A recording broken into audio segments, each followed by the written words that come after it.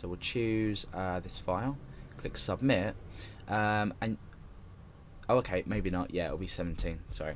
Okay, so let's refresh. So we've got JPEG. Now this we've achieved the result that we want. However, we need a dynamic way of choosing this extension, because we're not always going to rely on knowing how many characters the file name is.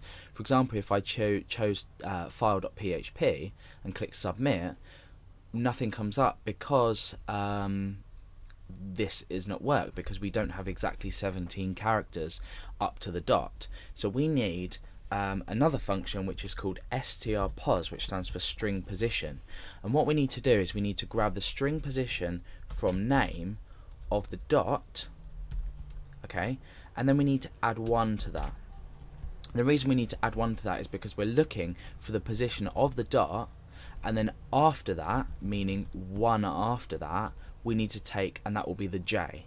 So we find the dot, 1 after that will be j, and then the rest will be pg. So let's just check how this works. Remember, we selected this image file first and we click submit, so that seemed to return everything correctly. Now let's choose the file.php, click submit, and you can see that it's given us PHP. So just by combining these two functions, we found this really easy way to grab the file extension.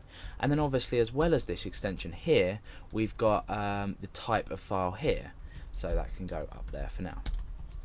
Okay, so let's remove these, and what we need to do is perform a couple of checks to see if the file is what we want it to be. So we want it to be a JPEG file. So we need to add in, just after here, we need to say if not empty name and extension equals JPG, or extension equals JPEG, because sometimes they can be named JPEG. What we can also check for is, it would be a good idea to check for uppercase as well, because otherwise it won't be allowed. So what we can do is we can actually say str to lower, and what that's going to do is that's going to take the extension name and make it lowercase. So we don't need to check for JPG in lowercase, JPEG in lowercase, and then in uppercase. This is going to automatically make the extension lowercase, so we only need to check 2 times. And then we need to say type equals image / JPEG. Okay, so now let's see, oh, empty. Okay, let's take this out of here actually, because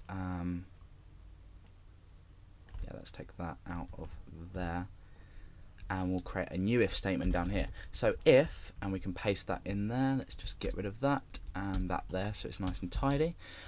So if the extension equals JPEG, or the extension equals JPEG, and the type equals image JPEG, then we process this. So let's just indent that so we look neat. Let's just check where that's going to end. That one ends there, that one ends there. Okay, so let's just indent that. Okay, so we've performed a check now, and then we're obviously going to add an else on there. So echo file must be JPG, JPEG. Okay, so let's give it a test. Let's choose a file. We're going to choose this Nicola Worsley file. Click submit. Pass error on line 11. So let's go and debug this. So 11 if empty. Oh, there we go. We're missing another bracket on there. That was me messing around. So let's refresh the page. Oh, and 13 as well. Okay, should be there. So let's check what's wrong here. It would be 1 missing on there. So I'm missing out all my brackets.